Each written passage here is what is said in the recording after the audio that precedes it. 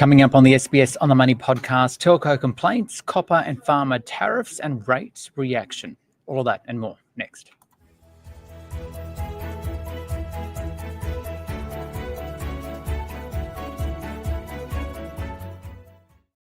Hi everyone, it is Wednesday the 9th of July 2025. Welcome to the SBS On The Money podcast, where we are giving you consumer finance and markets news you can use without all the fluff. The Australian share market today down by 0.6%. We'll have the details with Francesco De Stradis from Ord Minnett in a few moments. But first, an increasing number of telco customers are turning to the telecommunications industry ombudsman for dispute resolution, with 7.1% of telco complaints in the 3 months to March referred to the TIO. That's up from 6.9%. Now, a customer complains to the TIO when their telcos don't satisfactorily address their issues. Now, the report was done by the Australian Communications and Media Authority, and Stephanie Youssef spoke with Authority member Samantha Yorke.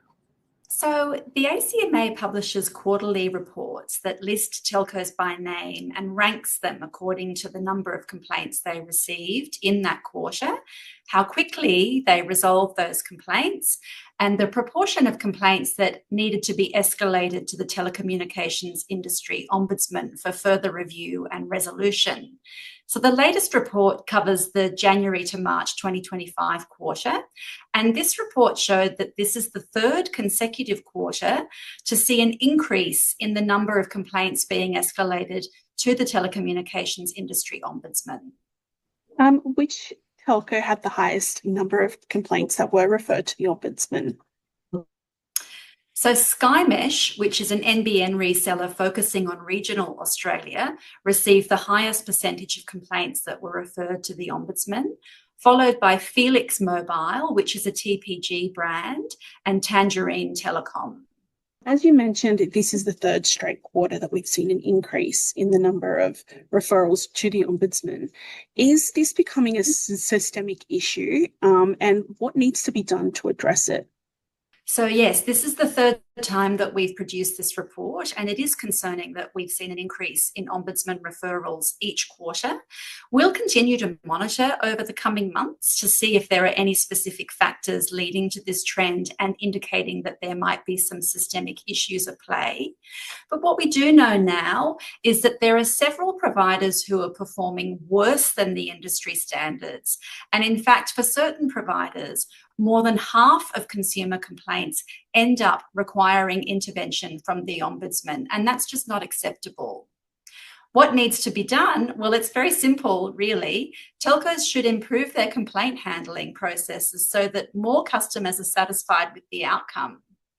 But by publicly highlighting how providers are handling these complaints, we're hopefully encouraging underperforming telcos to lift their game, while also recognising and rewarding those who consistently deliver strong customer service. It's obviously very frustrating for consumers. What's your advice? So there's two pieces of advice, really. First, if you are thinking about changing your telco provider, take a look at these reports to see how the different telcos measure up on complaint volumes overall and how they manage complaints. The second piece of advice is, if you do want to lodge a complaint about your phone or internet service, please go to your telco first. And if you're unhappy with how they treat your complaint, then take it to the telecommunications industry ombudsman. That is Samantha Yorke there. Now, Market Day on the SBS On The Money podcast. Let's take a look at the Australian share market now, because the S&P ASX 200 fell by 0.6% to 8,538. Sectors ended mixed. 9 of the 11 sectors were lower. Property doing worst, followed by materials and consumer staples. Utilities and energy stocks did rise today. For more on the day's market action, including reaction to those tariffs from the US, potential tariffs on copper and on pharma, I spoke with Francesco De Stradis from Ord Minnett. Bit of an uninspiring lead from the US, obviously. So, and yesterday's rate decision, I suppose there was no movement. Rate decision, I suppose, filtered through overnight and the market's probably got a grasp of what it meant to the markets. But, two of the sectors that are really getting hit today, the REITs, and obviously that's on the back of expectations that we were expecting a rate cut. So the property sector's probably taking a little bit of a hit today. And material stocks are lower. Gold futures are lower. So Newmont Mines and a lot of the other smaller gold miners are lower. Copper prices, whilst they were higher overnight, futures are looking a bit lower. So some of the smaller copper miners are a bit lower at the moment as well. But look, nothing to really be concerned about. I think the market's had a really good run over the last couple of weeks and probably needs a bit of a breather at this stage. Okay, so let's talk about Donald Trump then, because there's always a lot to talk about there. And everyone loves to talk about Donald Trump, don't they? Yes, we certainly do, mate. Particularly these potential new tariffs, right? So a possible 50% tariff on copper, which could impact the likes of Rio and BHP via their Escondida copper mine in Chile. And then there's a potential 200% tariff on pharmaceutical products. It could impact the likes of CSL, which has operations in the US also. What's interesting, though, from my perspective, is that yes, their shares are down as we approach the close, but they haven't been slammed. In fact, they're down with the rest of the market, right? So I'm keen to get your take on what do you make of these threats, the potential implications, especially on those three huge companies, right? And what do you think the market reaction says about it? Yeah. Look, the three biggest exporters that Australia export to the US are meat and meat products, pharmaceuticals and medical equipment. So not a lot of our commodities go from Australia to the US. They probably end up in the US indirectly through either China or other manufacturing countries, but a lot of our commodities don't end up there. So if we look at what the tariff placed on copper, look, BHP and Rio are the two miners that everyone knows in Australia. I think you'll find that their diversification removes a little bit of that risk. But I'm not sure, and I'm sure analysts will start putting a lot of information out over the next couple of days, but I think probably only less than 1% of their copper goes to the US directly. So I think indirectly it might affect it. But my theory on copper is that ultimately the demand for copper, I think, will continue to increase with more and more investment in renewable energies, which means a lot of electricity grids, not just here in Australia, but around the world, need to be upgraded. Takes a lot of copper. So I think copper's going to be a bit volatile, but I don't think it's going to really negatively impact it because of the demand that will come through. On the pharmaceutical side of things, you're right, CSL's probably our biggest and best. But you've got to remember CSL do manufacture a lot of their pharmaceuticals in the US. So from my understanding is they won't be subject to the tariffs if they're manufactured within the US. So looking at those two share prices, you're right, they haven't been severely negatively impacted, and partly because I think the market needs to understand a bit about how those tariffs will work on foreign companies. When I say foreign for the US, and whether they manufacture those products within the US or offshore. But I think you'll find that CSL manufactures a lot of their some of their, particularly for the local market in the US, manufactures in the US. And then for our biggest export, which is to the US, which is meat products, it's hard to find a listed company. There's the Australian Agricultural Corporation. I don't think they're much of a big player in our market at the moment either. So it's not really having any impact upon the market from the meat side of things. Okay, elsewhere, any other company news you're looking out for today? Yeah, lifestyle communities came back on the market today after having a decision in the Victorian court go against them.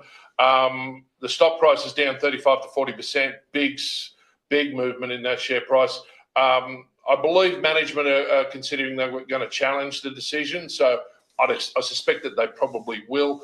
The decision, it comes about on deferred management fees or exit fees on these retirement homes. So the basis of their business is that they lease the land to the household. They have like a temporary accommodation on it, which they own. And when they remove themselves from that accommodation for whatever reason, I won't go into the full details, there are exit costs.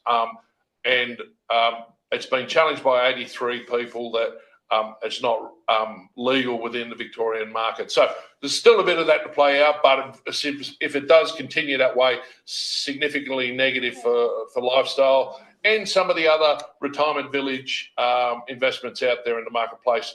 Another one, Telix Pharmaceuticals. We've just talked about pharmaceuticals. They've just had a prostate cancer imaging product